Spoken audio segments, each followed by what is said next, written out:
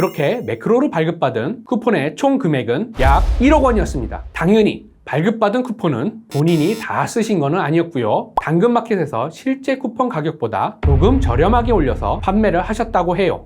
오늘은 민태호 변호사님과 통화 내역을 다 뽑았습니다. 최근에 있었던 1심 판결도 무죄 판결을 받았었습니다.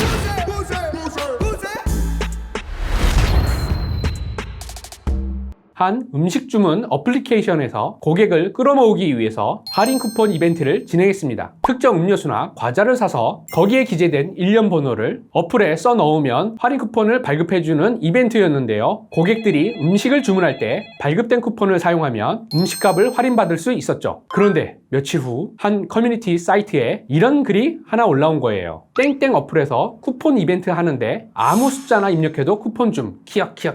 그 글을 읽은 제 의뢰인은 호기심이 발동했습니다. 글 내용대로 아무 숫자나 넣어서 쿠폰을 발급해 보신 건데요. 해보니까 정말로 커뮤니티 글 내용처럼 아무 숫자나 넣어도 할인 쿠폰이 발급되는 거예요. 그 후 의뢰인분은 매크로 프로그램을 판매하는 사이트를 찾기 시작했습니다. 매크로를 사용해 더 많은 쿠폰을 발행받기 위함이었는데요. 당시 그 어플에서는 쿠폰의 금액은 3,000원에서 10,000원까지 랜덤으로 발급했는데 그렇게 매크로를 발급받은 쿠폰의 총 금액은 약 1억 원이었습니다. 당연히 발급받은 쿠폰은 본인이 다 쓰신 거는 아니었고요. 당근마켓에서 실제 쿠폰 가격보다 조금 저렴하게 올려서 판매를 하셨다고 해요. 그러나 꼬리가 너무 길었던 것 같습니다. 해당 쿠폰을 발행한 회사, 즉 음식 주문 어플 측에서 뭔가 이상하다는 것을 눈치챈 거예요. 그도 그럴 것이 자신들이 예상한 쿠폰 발행 수보다 훨씬 많은 쿠폰이 발행됐던 것입니다. 그래서 조사를 들어갔는데 특정 전화번호 고객에게 엄청난 수의 할인 쿠폰이 발행된다는 점을 알아냈어요. 그래서 이 회사는 의뢰인을 상대로 민사소송과 형사고소를 걸게 됩니다. 컴퓨터 사용 사기, 업무 방해죄 등으로 의뢰인분을 고소한 것인데요. 결과부터 말씀드리면 불기소 처분 처리가 되었고요. 기소유예 결정을 받았습니다. 컴퓨터 사용 사기죄는 10년 이하의 징역이나 2천만 원 이하의 벌금에 처할 수 있는 중한 범죄였지만 사건의 쟁점을 잘 방어했고요. 잘 해결된 상황이었습니다. 사실 의뢰인분이 걱정을 많이 하셨어요. 이제 의뢰인분도 걱정이 되니까 저를 찾아오시기 전에 나름대로 정보를 많이 찾아보셨는데 그 중에 비슷한 판례로 매크로 프로그램을 사용하여 영수증에 적힌 주문 번호를 조작해 인터넷 서점 적립금을 모은 회사원에게 징역형이 선고된 판례를 보게 되신 거죠.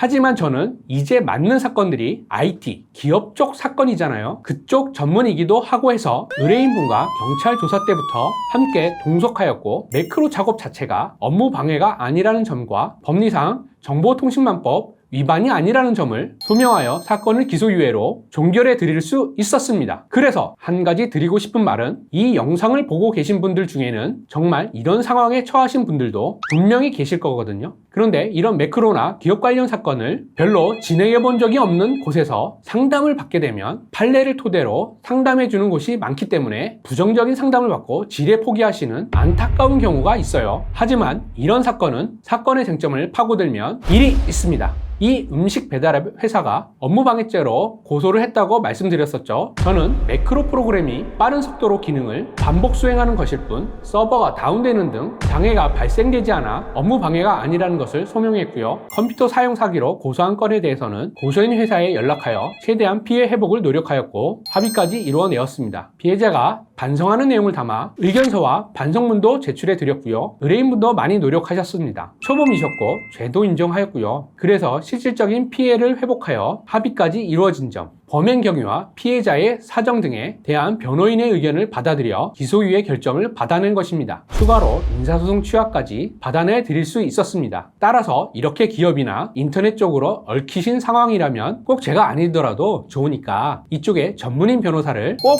찾아가셨으면 좋겠어요. 머리 싸매고 고민하는 그 시간이 가장 괴로운 시간입니다. 왜냐하면 답이 안 나오기 때문이에요. 여러분이 이 영상을 보게 된 이유가 검색을 하셨을 수도 있고 유튜브 알고리즘 때문에일 수도 있겠지만 분명 이 영상에 닿게 된 이유가 있으셨을 거라 생각합니다. 결국 다 사람이 얽혀있는 일이고 조력자를 잘 찾는다면 빠르게 해결하고 일상으로 돌아갈 수 있으니까요. 너무 겁먹지 않으셨으면 좋겠습니다. 이 영상이 누군가에게 도움이 되셨기를 바라며 오늘 영상 여기까지 하겠습니다. 지금까지 민태호 변호사였습니다. 감사합니다.